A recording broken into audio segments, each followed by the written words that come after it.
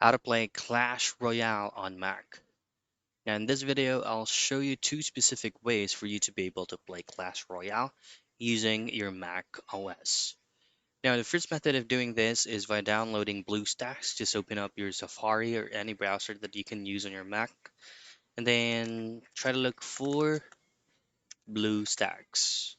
Now, BlueStacks actually kind of works like a Google Play Store, and all you have to do from here is simply download it. And once you fully downloaded it, look for Clash Royale.